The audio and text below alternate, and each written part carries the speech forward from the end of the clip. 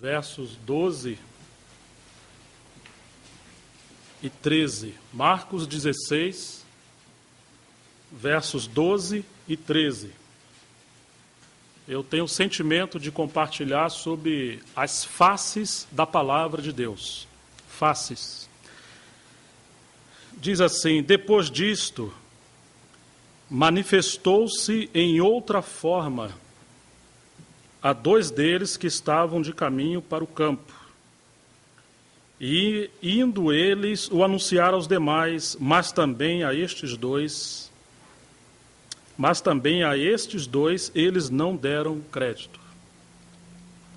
Senhor, nós, como os irmãos já têm orado, nós nos colocamos na Tua presença, reconhecendo que o Senhor é a nossa suficiência.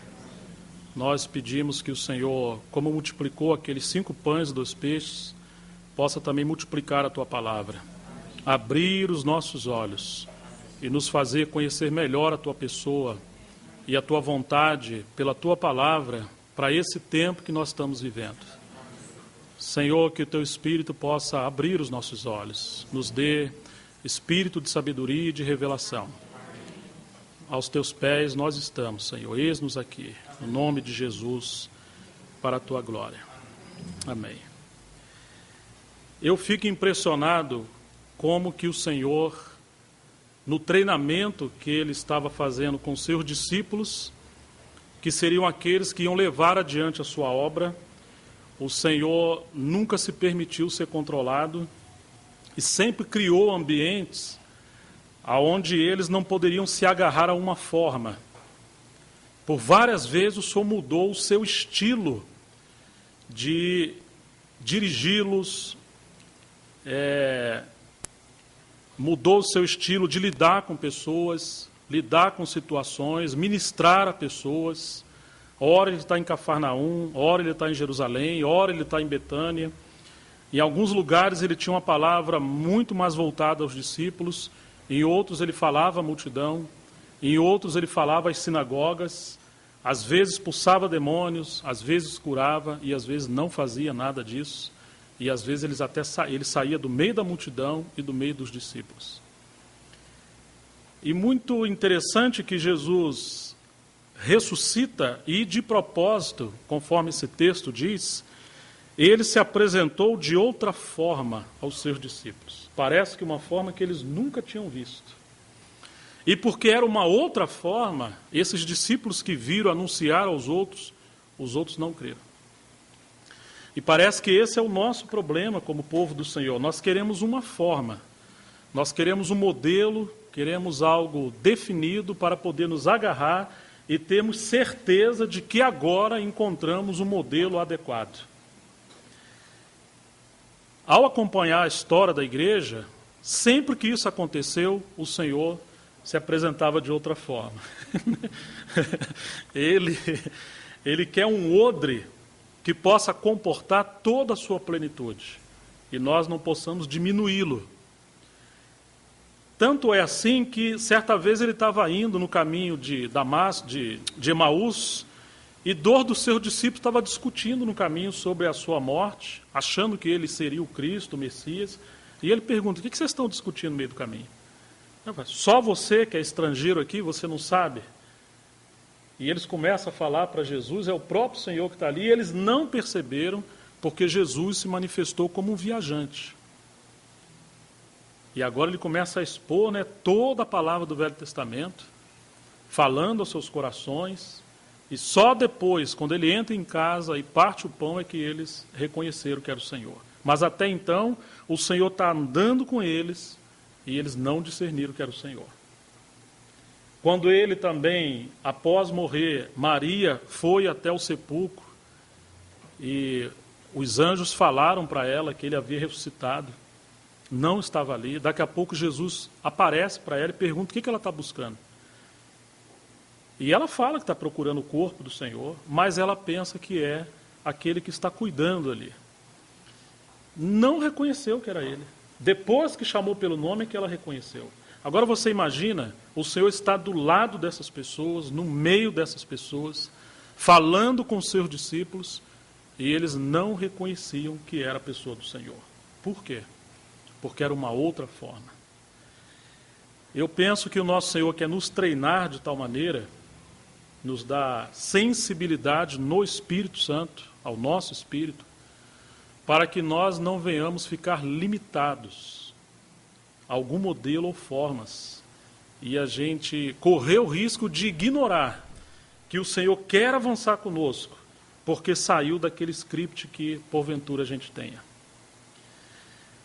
Eu estou um pouco incomodado com isso, porque em muitos lugares eu tenho percebido, na intenção de ter comunhão, que é muito mais fácil se adaptar a uma forma, porque é mais cômodo, do que ter o desafio, o encargo de acompanhar o Senhor, mesmo de maneiras que venham a quebrar as nossas estruturas que nós mesmos criamos. E é muito interessante como o Senhor faz isso. Eu acho que todos nós nos lembramos de Pedro, né? Pedro estava na casa de Simão, o curtidor. Ele acabou de passar toda aquela região próxima, uma jovem foi ressuscitada, e lá estava ele na casa de Simão, o curtidor, e um anjo do Senhor apareceu a Cornélio, centurião da corte romana. E agora, Cornélio manda enviar soldados para chamar Pedro, e quando Pedro está na casa de Simão, o curtidor, ele tem uma visão, os céus se abrem, e ele vê aquele lençol amarrado pelas 4 pontas, cheio de animais, quadrúpedes, répteis imundos, e o Senhor fala uma coisa muito estranha para ele: Pedro, mata e come. Ele foi treinado desde a infância, como um bom judeu, a não fazer isso. E agora o Senhor muda toda aquela forma e manda ele matar e comer. Alguém lembra qual foi a resposta de Pedro? Que paradoxo. Não, Senhor. Como que você fala não para o Senhor, se você é um escravo, se você é um servo? Se você fala não ao Senhor, significa que naquela hora você é o Senhor daquela situação. E essa é a questão, irmãos. Às vezes aparecem situações diante de nós que nós nos colocamos como o Senhor. Por quê? Porque fugiu do nosso controle. Muitos ficam para trás, porque o Senhor se apresenta de uma outra forma e não consegue caminhar. Precisamos discernir e definir, vamos seguir formas ou vamos seguir a pessoa soberana do nosso Senhor. E agora o Senhor fala para Pedro, não considerar imundo aquilo que ele purificou. E isso se repetiu por 3 vezes. Nessa hora chegaram os soldados e o Senhor falou para Pedro: Pedro, vai com esses homens que estão te procurando sem perguntar coisa alguma. Que a nossa tendência é o debate teológico, né? Histórico e uma série de coisas. É muito bom nós conhecermos profundamente a palavra. Mas quando essas coisas substituem a pessoa viva do nosso Senhor, nós temos que ter cuidado, porque o objetivo da palavra é nos levar a conhecer mais profundamente a pessoa do Senhor. Não podemos ficar só com a casca da palavra. E lá foi Pedro. Eu fico imaginando, é um Simão Pedro na casa de um Simão curtidor. São 2 Simãos. E é interessante que ele está em Jope. Nada é por acaso, porque na época que Salomão foi edificar a casa do Senhor, as madeiras que vieram da terra dos gentios entraram por Jope. E agora o Senhor havia dado as chaves do reino para Pedro. Ele abriu em Atos capítulo 2, no dia de Pentecostes, ele abriu as chaves aos judeus, a chave da palavra, mas faltava adentrar os gentios. E como a madeira para o templo da casa do Senhor, na época de Salomão, entrou por Jope, Deus tinha que colocar Pedro lá em Jope, na casa de um Simão curtidor. Para os gentios, que era um tipo dessa madeira, poder entrar. Agora, irmão, o que é um curtidor? Para os judeus mais rigorosos, ortodoxos, era uma profissão imunda. Ele tinha que trabalhar paralelo ao mar ou ao rio, porque o cheiro era insuportável. Ele pegava as peles de animais recentemente mortos, ele tinha que limpar, virar pelo avesso, lavar, depois colocar pendurado ao fogo, ao calor do fogo, para aquela pele ficar elástica, e era dali que vinham os melhores odres. O Senhor já havia falado para Pedro, que vinho novo se põe em odres novos, senão vai romper e se perde o vinho e o odre. Se a obra de Deus vai avançar através de Pedro, ele é um odre. Ele é um instrumento que Deus está usando. Então Deus teria que colocar Pedro no meio de situações que fugiriam daquela forma que ele conhecia, e revirar Pedro ao meio, de dentro para fora, e começar a tirar a carne do velho homem, do natural, do judaísmo. Em outras palavras, Pedro, está vendo essas peles que estão cheirando mal? Então, Pedro, infelizmente é você. E quando você lê, agora você tem que ler que esse Simão é você também, sou eu, né? Quantas vezes o Senhor nos coloca em situações que nós não sabemos o que fazer? Isso significa que estamos na casa de Simão curtidor e que nós não somos a cabeça. Alguém que Deus possa confiar o encargo ou uma comunhão de irmãos no lugar, são irmãos que não sabem muitas das vezes o que fazer. Nós achamos que é recuar, achamos que é fraqueza, achamos que é carnalidade não saber o que fazer, mas é o contrário. Na hora que acharmos que sabemos corretamente, adequadamente o que fazer, significa que nós nos tornamos o Senhor da obra. A obra de Deus é infreável, incontrolável. Algumas vezes indefinida, no sentido de muitas formas, multiforme sabedoria de Deus, multiformes operações de Deus.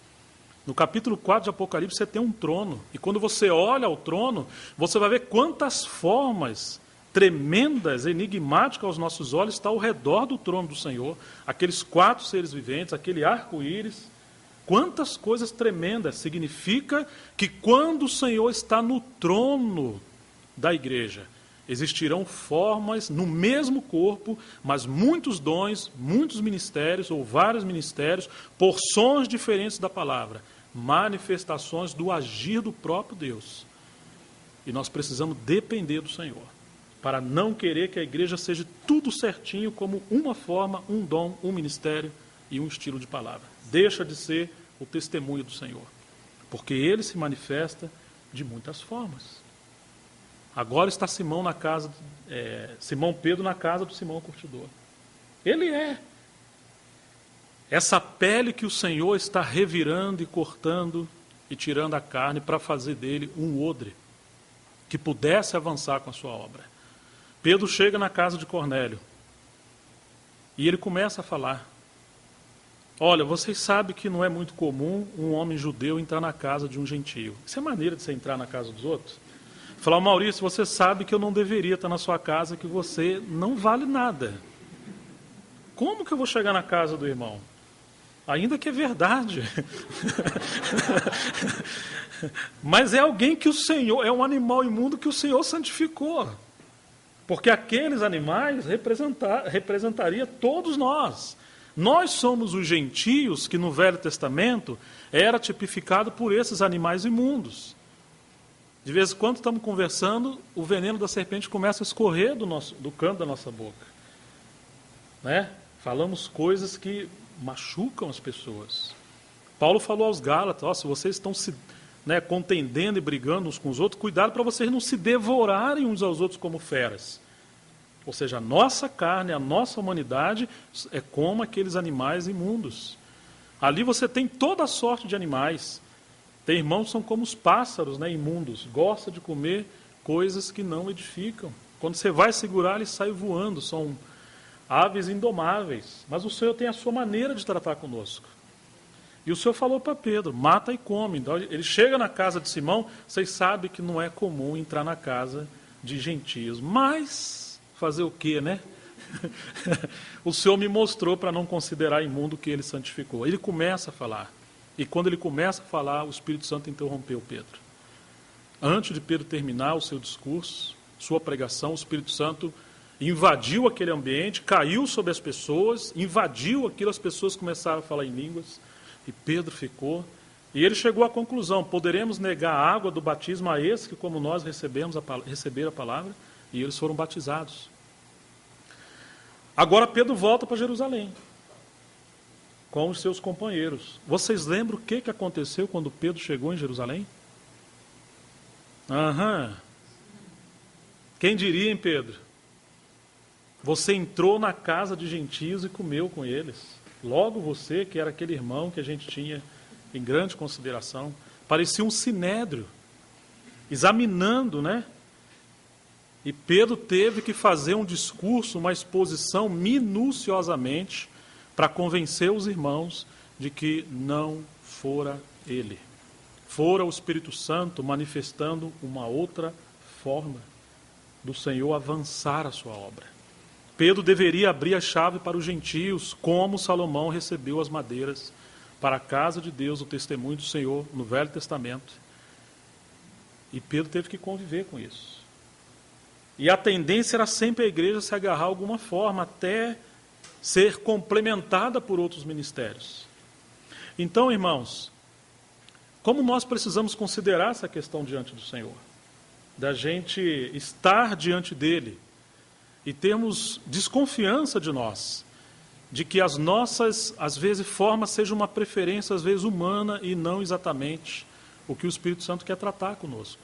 Claro que ele respeita a nossa circunstância, conjuntura, cultura, contexto, mas nós devemos crescer até a plenitude do Senhor. Eu acho que os irmãos lembram, eu sei que muitos irmãos maduros na palavra têm passado por aqui, e o meu sentimento não seria dar um ensinamento minucioso de algum livro. O Maurício até falou de Hebreus. Eu fiquei diante do Senhor, nosso tempo também é curto, mas eu queria compartilhar um pouco de algumas impressões que eu tenho tido, que possa ajudar o testemunho local e o ministério de alguns irmãos a como avançar diante de circunstâncias que às vezes surgem para nos manietar, da gente ter o cuidado de não ficar preso, de não ficar para trás, porque o Senhor conta com cada um dos irmãos, conta conosco. Quantos estão há muitos anos no lugar, mas espiritualmente estão presos a uma forma, a uma situação de 20 anos atrás, 15 anos, 30 anos. E se o Senhor quiser fazer alguma coisa, ele tem que se adaptar àquele contexto que os irmãos colocaram como, digamos, uma regra de comportamento de ministério e vida de igreja. Se fugir dali, com certeza é obra de Satanás, não é obra de Deus. Isso é muito perigoso. Não podemos amarrar o Senhor e colocar num computadorzinho ali que a gente dita as coisas. Os irmãos lembram do livro de Ezequiel, logo no capítulo 1, tempo de Babilônia, povo preso, e a palavra do Senhor veio sobre Ezequiel. Muito interessante que veio um vento sobre Ezequiel antes da palavra. Ezequiel tem visão dos céus, os céus se abriram e vê uma coisa estranha a Ezequiel. Ezequiel passa a ver 4 seres viventes, e esses 4 seres viventes têm 4 faces diferentes, e eles andavam zigue-zagueando para ambos os lados, e aonde ia um, e os outros também. Rosto de leão, ou cara de leão, cara de boi, cara de homem, cara de águia. E eles não se separavam. No capítulo 10 diz que eles estavam cheios de olhos. Essa foi a visão que Ezequiel teve nos céus, antes da palavra do Senhor começar a aparecer, ou ser definida mais claramente para Ezequiel. Mas Ezequiel não teve só uma visão nos céus. Ezequiel teve uma visão na terra também. Ele viu 4 rodas na terra. Essas rodas estavam aparelhadas uma dentro das outras. E quando esses 4 seres viventes se moviam, elas se moviam. Para onde esses 4 seres viventes iam juntos, elas iam também. Elas não tinham fim em si mesmo. Elas não ficavam paradas por si e nem andavam por si. A função dessas rodas era acompanhar esses 4 seres viventes. Chegou o momento que se afinaram tanto essas rodas com os 4 seres viventes, que quando eles começaram a subir, essas rodas subiram e começou a haver uma fundição. Nós podemos ver ali que o Senhor está mostrando como Ele iria levar adiante a sua obra de restauração do seu testemunho. Sabemos que tudo que diz respeito à tipologia e à profecia do Velho Testamento tem respeito a Cristo e sua plenitude, a sua obra.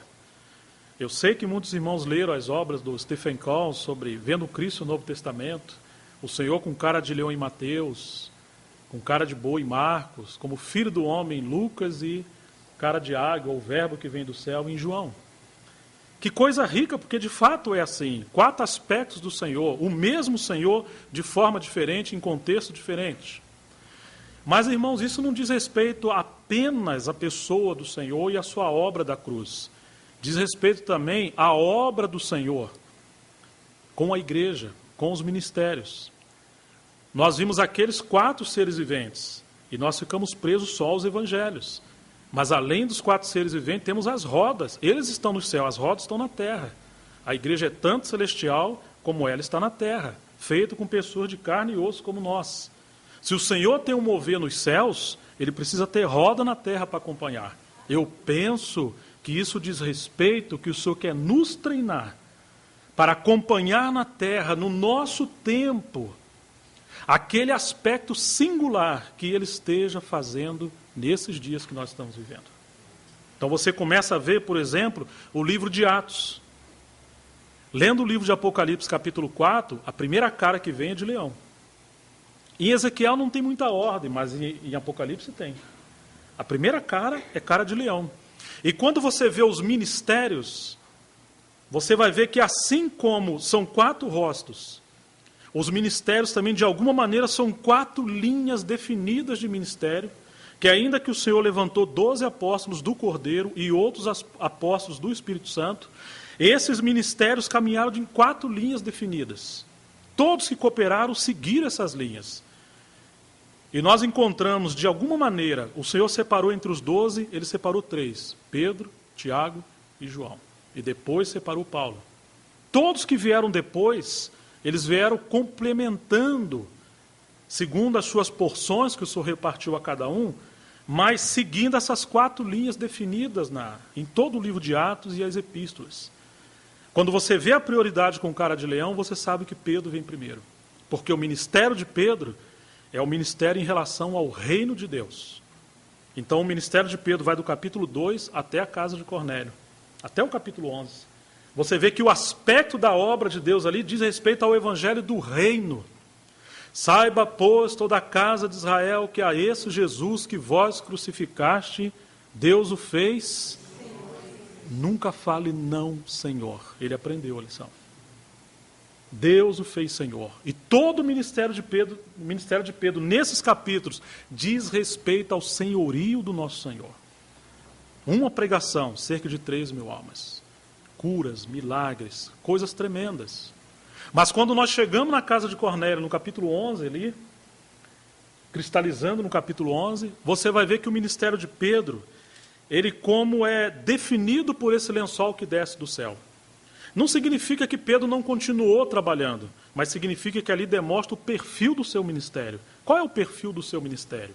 Lembra que ele era um pescador, e o Senhor falou que ele ia pescar almas. Então ele lança a palavra, e depois pega como que é essa rede, ou esse lençol, e amarra, põe nas costas e vai levando tudo para o Senhor.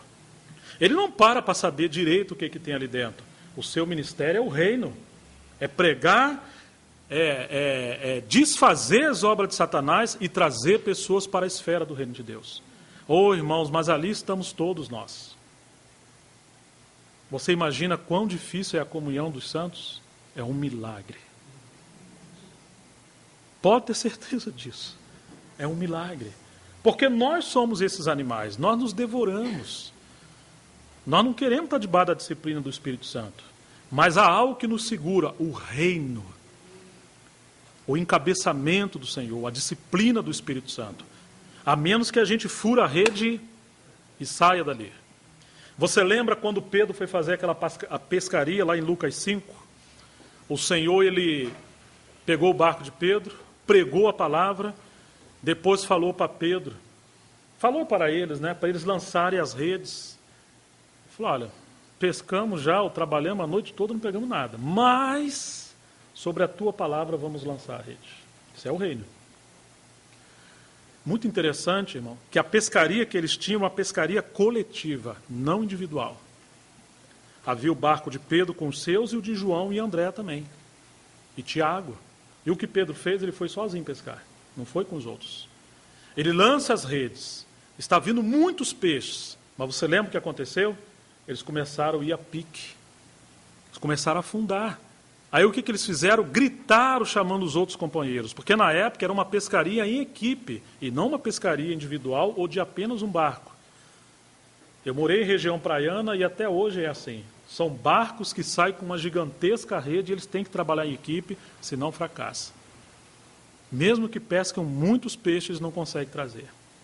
Agora Pedro chama os seus companheiros para ajudar. Mas você lembra quando a palavra diz que o barco ia a pique? Essa palavra pique ou afundar, ela só aparece 2 vezes no original. Uma é ali e a outra é lá em Timóteo 6, quando diz que por amor ao dinheiro, o amor ao dinheiro é a raiz de todos os males e que muitos têm ido ou afundando ou indo a pique. Eles tinham uma sociedade, Pedro, Tiago, João, e Pedro agora como que prosseguiu com essa sociedade, introduzindo dentro do seu ministério, que o Senhor estava chamando. Mas o ministério não é uma sociedade carnal, empresarial, um sistema. Não, é algo a ver o reino de Deus. O Senhor tem que permitir que vá a pique quando o nosso interesse não é puro. Quando a forma do nosso serviço não é de acordo com a cruz. E agora Pedro ele tem que mudar essa forma de trabalhar em relação ao ministério. Irmãos, quando ele vem puxando aquela rede com seus companheiros, você lembra o que aconteceu com a rede? Ela se rompeu. Porque a base não era adequada. Tem 2 redes no Novo Testamento. Uma se rompeu, que é o início do ministério, e a outra após a ressurreição, lá no final do livro de João, que não se romperam. E pegaram 153 grandes peixes, que representa, digamos, a plenitude, ou a totalidade, ou aquilo que o Senhor quer realmente fazer com a sua obra. O que Ele quiser fazer, da forma que quiser, incluindo as pessoas que quiser, não haverá rompimento se for na base da ressurreição. Mas quando é no início, e as coisas não são claras, às vezes há rompimento. Agora eu pergunto aos meus irmãos, que você acha que rompe mais a rede? Peixinho pequenininho ou peixe grande? Quem tem mais força? Esse é o nosso problema. Os irmãos mais velhos, os que se dizem obreiros, normalmente são os que rompem as redes. Não são os crentes novos. Não são os novos irmãos que estão chegando na fé. Se não conhecermos claramente a forma do Senhor agir, a maneira do Senhor levar a sua obra adiante, rapidamente nós rompemos as redes. O ministério de Pedro seguiu até, digamos, de forma definida, ou aquele rosto, aquela cara de leão, até a casa de Cornélio. Quando você acompanha a cronologia não só histórica, mas a cronologia ministerial, da maneira do Senhor agir, ali encerrou o ministério de Pedro. Ele continua trabalhando, mas eu me refiro a estilo de ministério. A cara do querubim mudou. Ou seja, a obra de Deus mudou nos céus e as rodas na terra, ou o ministério na terra, com o corpo de Cristo, deveria seguir aquela palavra profética ou aquele arranjo do Senhor naquele momento no livro de Atos. Se tenta avançar, a rede vai romper. Aí, irmãos, quem vem depois trabalhar? Quando você pula da casa de Cornélio, de quem você se lembra que levou a obra de Deus de forma tão surpreendente? Foi Paulo. Mas aonde aparece o chamamento de Paulo? No capítulo 13, né? Que separai-me Saulo e Barnabé. Então, entre o 11 e o 13, temos o capítulo 12. Lembra que o Senhor treinou 3 discípulos entre os 12. Pedro, Tiago e João. O ministério de João e de Pedro estão bem definidos na Bíblia. Mas quando você pensa em Tiago, não é muito claro para nós. Você não vê ele pregando, curando, viajando, evangelizando, conversando, nada. Eu me refiro ao Tiago, um dos 12, porque o do capítulo 15 é o irmão do Senhor. E o que escreveu a epístola também. Mas aquele entre os 12, você não encontra ele. Ele está no anonimato. O que isso significa, irmãos? Quando o Senhor chama Pedro, ele lança as redes, e o seu ministério é lançar as redes ao reino. Quando você vê Paulo faz tendas. Então Pedro tem que ter uma rede, ou ele tem que ter um lençol, cheio de animais que somos nós, e agora vem Paulo e fala, Pedro, muito obrigado, agora eu vou pegar esse lençol, vou edificar ele como uma tenda. Então tem que ter a cruz. E a cruz é para transformar-nos nesse aspecto dessas feras em ovelha. Aquele que segue a voz do seu bom pastor. A obra da cruz, a obra do Senhor no nosso interior. Por isso temos o livro de Romanos e tantos outros livros que fala desse processo, desse aperfeiçoamento da obra do Senhor em nós. Mas, irmãos, entre o reino e a casa, porque Pedro escreveu 2 epístolas em relação ao reino, Paulo pelo menos 13 em relação à casa, ainda que fala do reino. E Hebreus não sabemos claramente quem foi. Você vê que Paulo trabalhou bastante em relação à casa. Eu sei que muitos irmãos em todos os lugares falam, eu queria tanto ser como Pedro, ou tanto como Paulo. Mas, irmãos, não existe ligação entre Pedro e Paulo se você não passar o capítulo 12. Porque quando você encontra o capítulo 12 de Atos, você vai ter Tiago. E o que fez Tiago? Ele só aparece uma vez no Novo Testamento. Tiago foi sacrificado ao fio da espada. Você se lembra disso? Vamos olhar? Atos capítulo 12. Que forma estranha. Pois é, irmãos. Atos capítulo 12.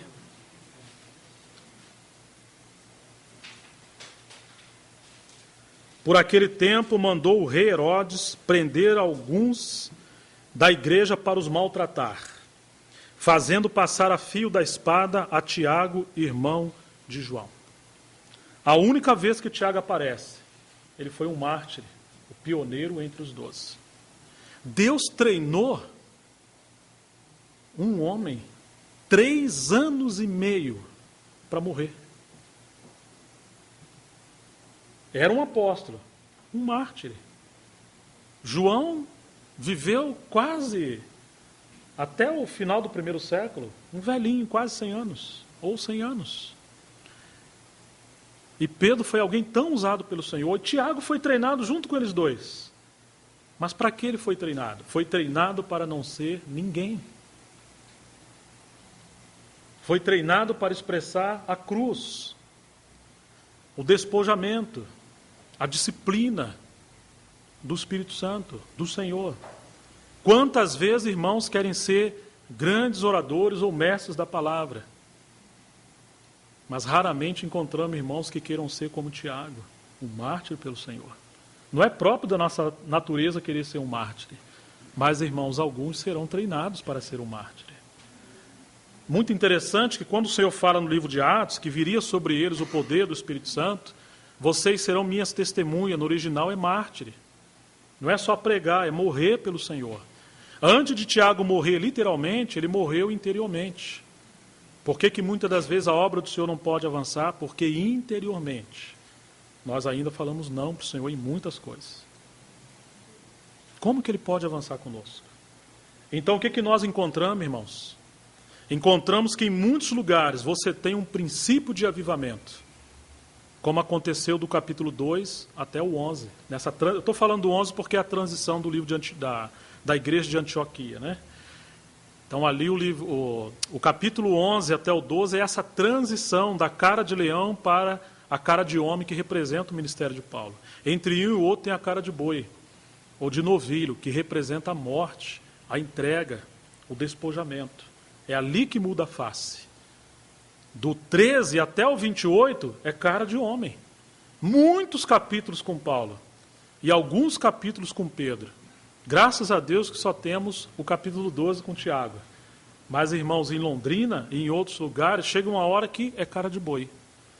O Senhor vai fazer coisa que, você sente que chegou o momento que o Senhor está disciplinando mais intensamente a nós em algumas coisas, antes de virar para a gente avançar para um novo tempo, para um novo estágio que o Senhor queira fazer conosco.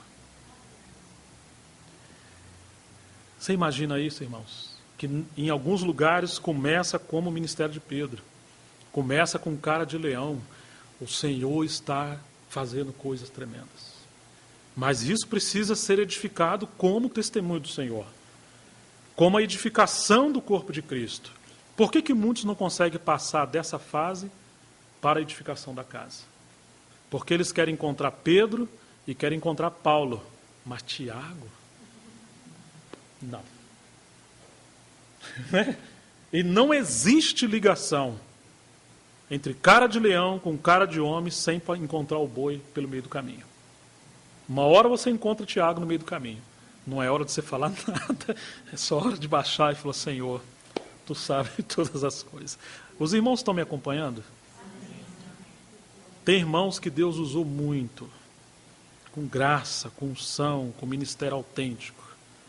Mas o Senhor quis fazer uma curva. E nessa hora, não, Senhor, não. E aí está o problema, por que a obra de Deus às vezes não pode avançar? Então temos que ser um testemunho do Senhor Temos que ter a vida da igreja como essas rodas que Ezequiel viu. Porque a hora que o Senhor mudar, ou ele começar a zigue-zaguear em várias direções, temos que ter essa flexibilidade com o Espírito Santo para seguir o Senhor e não ficar preso. Às vezes o Senhor avança, e se a gente não avança, a obra de Deus na terra não pode avançar. Os céus governam as ações na terra. Antes que algo possa acontecer na terra, elas primeiro precisam acontecer nos céus. Por isso que uma igreja que está sendo amadurecida, ela trabalha mais nos céus do que na terra. No sentido de quê? De intercessão, de unção, de espírito de sabedoria e revelação, no sentido de discernimento, no sentido de ouvir a voz do Espírito Santo. As nossas ações na terra devem ser consequência de conhecimento espiritual através de irmãos e irmãs que estão andando nos céus. O pé está na terra, a roda está na terra, mas o Espírito está nas regiões celestiais. Senão nós não podemos acompanhar o Senhor. Mas isso não é possível se não passar de Pedro para Paulo, encontrando Tiago no meio do caminho. Você lembra também do tabernáculo? Está em pé, as cortinas, você tem a cobertura das peles. Você encontra utensílios preciosos como o candelabro, a mesa, o altar, a arca. Mas, irmãos, haviam estacas enterradas dentro da terra, sem face, sem aparecer. Mas o tabernáculo estava de pé, porque tinha estacas que você podia amarrar ali a cobertura do tabernáculo para poder ficar em pé. Significa Tiago. Significa que alguns irmãos ficarão no anonimato. Meu Deus, parece que Deus não tem nada comigo. Eu estou vendo irmãos falando, outro viajando, outro servindo, outro traduzindo, outro lendo, enfim, pregando o evangelho. Eu não sei. Às vezes você tem um ministério de estaca, de não ser nada. Um Tiago. Trazer a mortificação do Senhor. Mas quando acontece crise, às vezes no convívio, no contexto da igreja, falar, irmão, vem aqui, deixa eu te falar uma coisa. E você tem o testemunho do que é conhecer o caminho da cruz.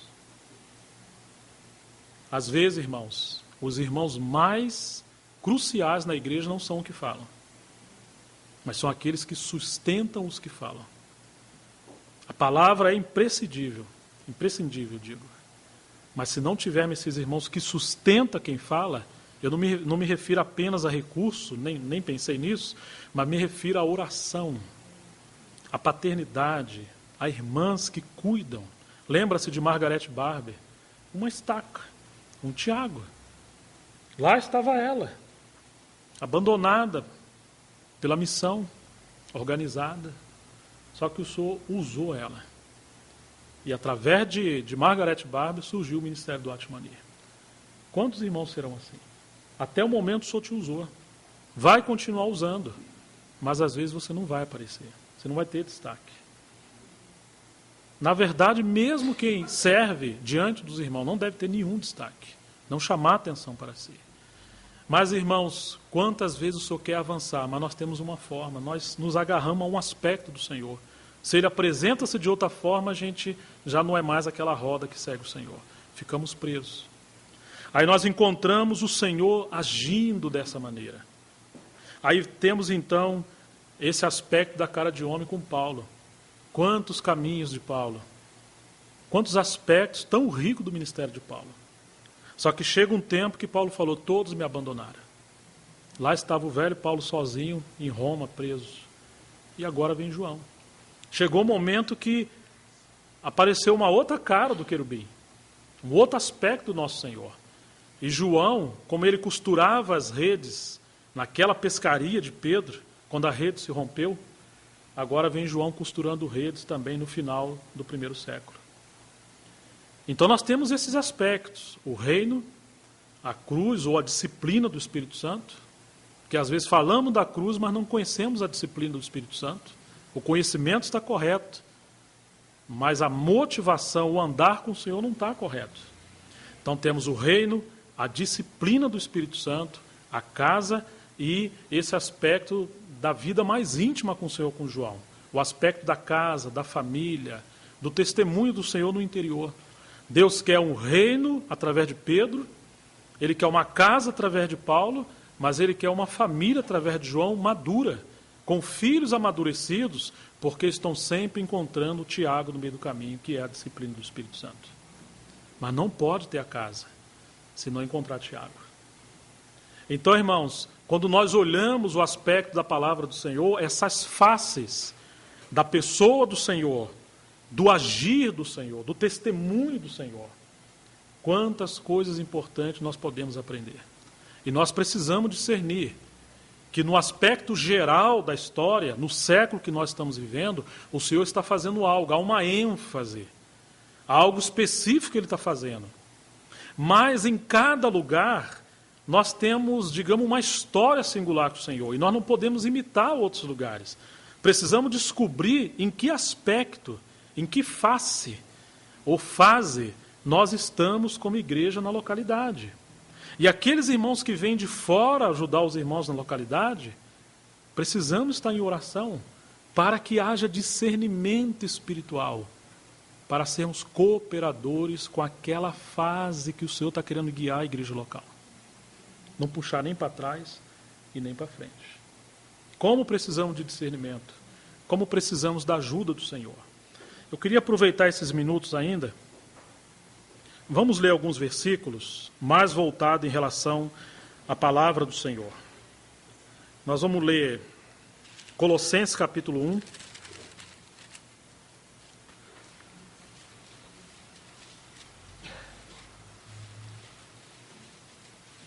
Verso 5.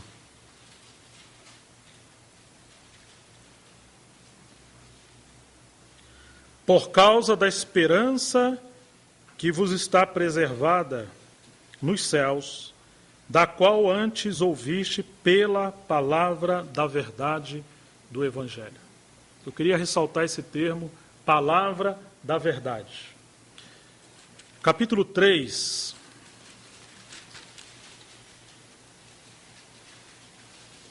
Verso 16. Habite ricamente em vós a palavra da verdade, a palavra de Cristo. Filipenses, capítulo 2.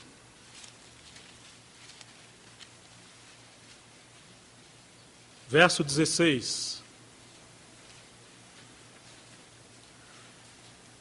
Preservando a palavra da vida, para que no dia de Cristo eu me glorie de que não corri em vão, nem me esforcei inutilmente. Palavra da vida. 2 Pedro, capítulo 1.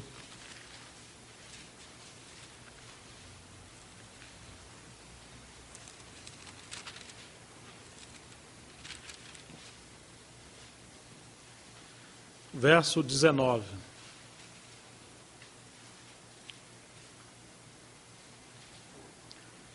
Temos assim, tanto mais confirmada a palavra profética. E fazei bem em atendê-la, como uma candeia que brilha em lugar tenebroso, até que o dia clareie e a estrela da alva nasça em vosso coração. Então nós lemos algo sobre a palavra da verdade, do Evangelho. O que mais? Palavra de Cristo, palavra viva, ou palavra da vida, e a palavra profética. E o último, Romanos, capítulo 10.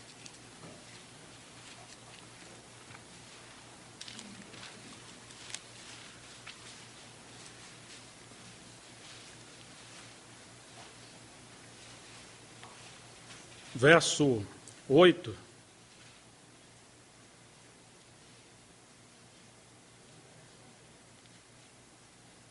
Porém, que se diz, a palavra está perto de ti, na tua boca e no teu coração. Isto é, a palavra da fé que pregamos. A palavra da fé. Então nós encontramos que Paulo, alguém que conheceu tão profundamente a palavra do Senhor, ele apresenta também essas faces da palavra. A palavra é uma só, assim como a pessoa do Senhor é uma só, a obra do Senhor é uma só, a igreja do Senhor é uma só, mas existem estágios, facetas, realidades. Quando Paulo está escrevendo à igreja em Colosso, ele fala da palavra da verdade do Evangelho. A palavra da verdade diz mais respeito ao conhecimento da verdade, ao aspecto do logos da verdade, de todo o conselho de Deus ou depósito de Deus. Isso tem muito a ver com os mestres, que são aqueles expositores da palavra.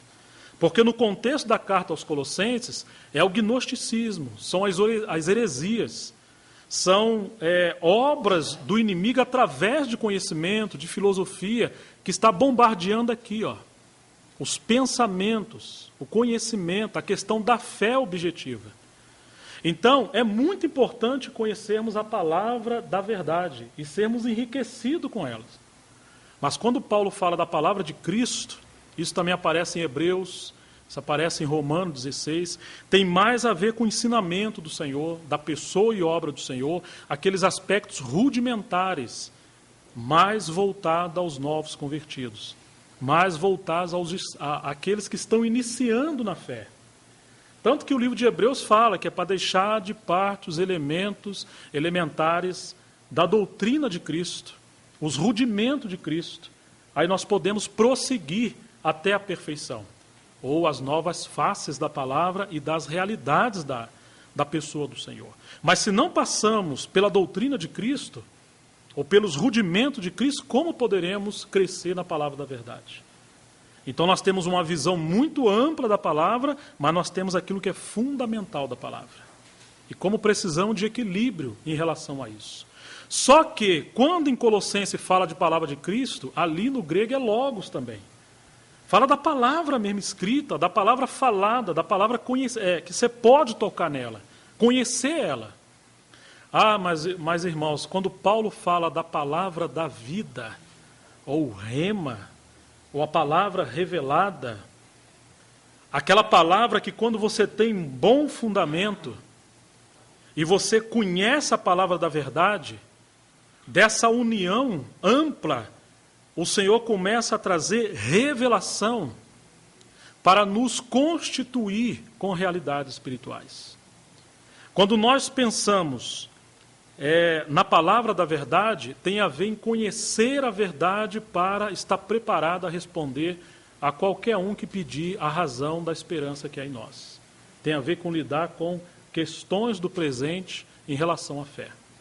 Mas quando Paulo fala da palavra da vida, ele relaciona com o tribunal de Cristo.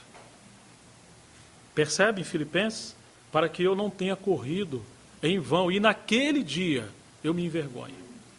Ou seja, ainda que conheçamos a palavra da verdade, ainda que venhamos ser profundo no conhecimento, o que vai realmente determinar o nosso estágio de maturidade cristã é o que temos de vida da palavra de Deus trabalhada em nós. Ou seja, nós podemos estar cheio aqui, de palavra do conhecimento da verdade. Mas o quanto disso foi processado em nossa vida pelo Espírito Santo e pela cruz e se tornou realidade no nosso homem interior e na alma. Tá certo? Isso tem a ver com o nosso andar. O tamanho da nossa espiritualidade não é medida pelo que conhecemos na cabeça, mas é a medida do que se tornou substância em nós, realidades espirituais, que foram provadas pelo fogo. Lembra de José? Diz que a palavra provou José. Ele foi provado pela palavra. Então é isso que nós precisamos também considerar, de que o conhecimento da palavra expositiva é nos levar à palavra da vida, porque é isso que nos dá o poder de obedecer à palavra da verdade. Nós precisamos de poder do Espírito Santo, graça de Deus para andar em toda a verdade. Mas esse andar é proporcional com a vida que nós temos de Cristo, que vem da palavra revelada. Irmãos, como isso é rico. Mas aí nós temos a palavra profética. O que de fato é a palavra profética nesse contexto? Eu penso, que a palavra profética é aquele nível da palavra que une a história da obra de Deus, ou seja, a história no kairós de Deus, no mundo espiritual, com a história do nosso tempo. Nós estamos em pleno século XXI, ok? Mas a que hora estamos no relógio espiritual de Deus? Alguns irmãos estão presos no século XVI, outros no século XVII, e assim sucessivamente.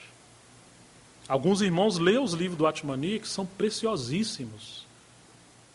Mas se você para ali, você quer dizer que o Senhor chegou só até ali. Me entende, irmãos? O Senhor não avançou em algo mais? Ele não cristalizou algo mais? A nossa tendência é ficar presos. E quando a gente pega o aspecto da palavra profética, diz que é como uma luz que brilha no meio da escuridão. Ou seja, o que traz revelação, não tanto em relação à vida cristã, mas em relação à igreja, é entrar no nível de maturidade como corpo, para as implicações do tempo que nós estamos vivendo. Isso é função do ministério profético. É função da gente acompanhar a palavra profética. Porque são irmãos que têm vida da palavra da vida, que conhecem a palavra da verdade, mas que conseguem ligar em que tempo da palavra de Deus nós estamos na nossa história.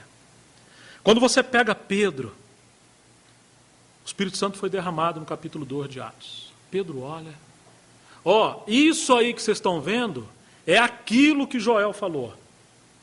Estão prestando atenção? Então isso aqui é o kairós no mundo espiritual, na história terrena. Mas isso aqui é aquela palavra da verdade ou do logos ou a palavra escrita que está se cumprindo nesse tempo. Esse é o ministério profético. Então algumas vezes Pedro e Paulo, que eram profetas e mestres, Paulo era profeta e mestre, Pedro muito profeta, eles falavam, é isso, é por aqui que nós estamos indo, é isso que o Senhor está fazendo. E quando a gente consegue, pela graça de Deus, que isso é obra do Espírito Santo, não de homem algum, e entrar na nossa história, no mundo físico, no tempo espiritual da palavra de Deus, isso desencadeia poder espiritual. As rodas estão andando no tempo da palavra de Deus. Deixe-me dar um outro exemplo. Lá estava Daniel, final dos 70 anos do cativeiro em Babilônia, examinando a palavra da verdade, examinando o Logos, examinando o conhecimento, lendo a palavra. Claro, não era a verdade do Evangelho, mas é a verdade histórica do povo de Deus com Israel. Quando ele está olhando, saltou a palavra profética. Que o tempo que o Senhor falou através do profeta Jeremias, de que duraria o cativeiro do povo de Israel, lá em Babilônia havia terminado. Havia chegado. O que Daniel fez? Misturou intercessão com a palavra profética. E esse é o segredo do ministério de oração da igreja. Intercessão com o agir de Deus no mundo espiritual. Isso é ministério de oração. E quando essas coisas se unem, são meios do Senhor avançar a sua obra naquilo que Ele tem no nosso tempo. Nós não podemos ficar presos ao nosso tempo por estarmos presos a formas. Deus nos trouxe até aqui. Glória a Deus por isso. Mas nós queremos avançar. Se Ele quer mudar a face da sua obra, do seu agir, pela palavra, Senhor, tenha misericórdia de nós. Não deixa nossas rodas estar enferrujada por falta do óleo do Espírito, que é a unção. Não deixa nosso conhecimento da palavra da verdade nos levar a ser homens racionais, lógicos, meramente eruditos da palavra, mas sem o frescor da chama do Espírito no nosso interior. Compreende o que eu estou falando, irmãos? Daniel entendeu. O que Daniel começou a fazer, irmãos? Intercessão. Não apenas oração, intercessão. E agora, quando Daniel começa a interceder, você se lembra o que aconteceu nos céus? 21 dias esse homem jejuou. E o mensageiro do Senhor veio e falou: olha, Daniel, você é muito amado. Desde o primeiro dia que você começou a orar, eu vim. Mas o príncipe da Pérsia me impediu. O que isso significa? Que o temor das potestades malignas não é que nós conheçamos a palavra da verdade. Ainda que ele teme, mas não é o maior problema para ele. Porque ainda que isso nos treine, nos capacite a responder à razão da esperança que é em nós, graças a Deus por isso devemos amar a palavra de Deus, não diminuí-la, mas, irmãos, precisamos de transformar isso em intervenção na história. O mar da dificuldade, o céu de bronze também, precisa romper para Deus avançar. Quando Satanás viu que Daniel entrou no espírito profético, que isso é uma palavra de profecia, que intervém na história, Satanás se levantou. Veio um outro mensageiro do Senhor e lutou, e liberou, agora ele veio falar com Daniel. Daniel começou a penetrar mais profundamente na profecia bíblica, não meramente como conhecimento, mas como aquela palavra do Senhor que vai mudar a situação. Irmãos, qual foi o resultado disso? A oração de Daniel despertou o espírito de Ciro. Porque no arranjo aqui que está os nossos livros da Bíblia, Daniel está depois. Mas na cronologia ele vem antes. O espírito do rei Ciro foi despertado. Falou: o Deus dos céus e da terra me deu todos os reinos, me enriqueceu, porque ele quer uma casa edificada lá em Jerusalém. Quem é do Senhor entre vocês, pode subir. Irmãos, que diferença de Nabucodonosor, né? Não foi a minha mão, o meu braço que fez tudo isso, essa Babilônia? Ele não entendeu nada, mas Ciro entendeu. Como Ciro entendeu, irmãos? Você tem uma profecia sobre Ciro cerca de 200 anos antes dele, 150, 200. Quem é Ciro? Senão o meu servo, o meu pastor que vai edificar minha casa em Jerusalém. Como é que Ciro descobriu isso? Alguém ali, como aconteceu com Esdras, com outros irmãos que eram pessoas da palavra, a palavra da verdade, ou logos, a palavra escrita, conversada, ela foi chegando nesses corações, o Espírito Santo foi trabalhando. Quando veio a palavra profética, essas pessoas tinham palavra interior deles, dentro deles, e responderam. Tanto Ciro como o remanescente. O grande problema, irmãos, é que nós podemos conhecer a palavra, conhecer o Logos, a palavra escrita, mas se não formos pessoas treinadas pelo Espírito Santo, não acompanharemos a palavra profética, que nos leva a mudar de estágios. Tantos que muitos ficaram em Babilônia e não saíram para voltar para Jerusalém. Eles não acompanharam a palavra profética, não se sujeitaram à palavra profética. Então, irmãos, eles saíram dali e vieram a Jerusalém porque é cumprimento da palavra profética. Agora, é claro, quando vem a palavra profética, Deus intervém na história. Deus envia recursos, Deus desperta pessoas, Deus despoja principados e potestades, destrona, no sentido de desbaratar, de desfazer a obra do inimigo. Ele aviva a sua obra, ele aviva a sua palavra.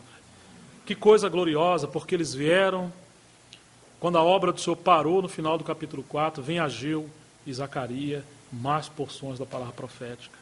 Quando eles ouvem a palavra profética, o que eles fizeram? Arregaçaram as mangas e voltaram a edificar. Percebe que é a palavra profética que nos dá poder, porque já temos o conhecimento, mas ela nos dá o poder de nos levantar como testemunho e avançar a nova fase. Tem que edificar a casa. Depois vem Esdras, depois Neemias. Então, irmãos, em muitas partes das Escrituras, nós temos essa relação, claro, de maneira que precisamos que o Espírito Santo nos ajude a encontrar isso. De que a palavra plena dela, a palavra escrita, gera vida cristã em nós. A palavra da vida. Isso nos leva a ter uma conduta correta, uma vida cristã adequada, uma comunhão com os nossos irmãos. Isso tem a ver com o tribunal de Cristo. Porque naquele dia, nós vamos prestar conta daquela vida que o Senhor nos deu para obedecer da sua palavra escrita. Que Deus nos livre de ter muito conhecimento da palavra da verdade, mas ter uma palavra da vida desse tamanho. Me entende, irmãos? Que seja proporcional. Mas que o Senhor nos leve a que muitos de nós que temos estudado as Escrituras e conhecido homens e irmãs da palavra, e temos crescido também um pouco, pelo menos um pouco na palavra da vida, que o Senhor nos ajude como igreja a entender a palavra profética para o tempo que nós estamos vivendo. Eu não me refiro a uma exortação de alguém com ministério profético, como está em Coríntios 14, né? Fala em 2 ou 3 profetas, uma palavra de edificação, de exortação. Não é isso que eu estou falando. Eu me refiro a uma palavra que une o kairós da obra de Deus com o tempo que nós estamos vivendo e nos leva a entrar no tempo da palavra. A palavra tem tempo. Você vai vendo que o desenvolvimento da história, das civilizações e do mundo, nada mais é do que a progressão da palavra profética na igreja. Quando Deus age na igreja, a repercussão é histórica. E é isso que nós precisamos nesse tempo. O cenário mundial, o cenário em muitos lugares que antecede a volta do Senhor, eles andam juntos com o cumprimento da palavra profética. Nós poderíamos até relacionar Israel com a igreja. Israel como um ponteiro pequeno, devagarzinho, e a igreja como aquele ponteiro grande. Muitas coisas acontecem na igreja, e às vezes em torno de poucos eventos em Israel. Mas se a gente quer entender o kairós da palavra de Deus, tem que acompanhar a obra do Senhor em relação a Israel e a igreja. São 2 ponteiros. Um vai rápido. Muitas coisas estão acontecendo na igreja. Em Israel vai devagar. Mas o Senhor está agindo. Então, queridos, que o Senhor nos ajude. Palavra da verdade, palavra da vida, palavra de Cristo e a palavra profética. A palavra profética é como essa luz, meu Deus. A gente está estudando é fé, mas o que o Senhor quer conosco aqui, hein? E o que o Senhor está fazendo com Londrina, Londrina não pode imitar de outro lugar, nem outro lugar, é algo singular. A palavra é uma, a obra do Senhor é uma, mas o Senhor tem algo específico com os nossos irmãos. Né? Que possamos entrar no espírito que o Senhor está agindo em Londrina. E isso desencadeia mais do agir do Senhor para que a sua obra possa avançar. Irmãos, que o Senhor nos ajude, que o Senhor tenha misericórdia de nós. Se o Senhor nos ajudar, nós parece que teremos mais um tempo no sábado, né? Se for do agrado dele, poderemos considerar um pouquinho mais, porque temos a palavra da fé, né? Precisamos de fé. Vamos orar, né? Ó Senhor Jesus, nos sentimos como criancinhas diante da grandeza do Senhor, da sua palavra. Às vezes o Senhor nos coloca na casa de Simão, curtidor. Aos nossos olhos o lugar é imundo, inadequado, não deveríamos estar ali. Coisas que saem das nossas mãos acontecem. Mas nós sabemos que o Senhor está mudando a forma, nos limpando, nos corrigindo, para sermos um odre novo, para podermos conter aquilo que o Senhor está fazendo e quer avançar conosco. Senhor, nos ajude a que essas faces da palavra do Senhor, realmente nós possamos ser flexíveis, como aquelas rodas em Ezequiel, para acompanhar os arranjos do Senhor nesse tempo. Nós não queremos ser irresponsáveis, levianos, não queremos ser precipitados em nada, mas também não queremos ser inflexíveis, Senhor, radicais. Tenha misericórdia de nós. Nos dê um espírito correto para seguirmos pós o Senhor. Muito obrigado, Senhor, muito obrigado. Nós nos colocamos nas Tuas mãos e é para a Tua glória. No nome de Jesus. Amém.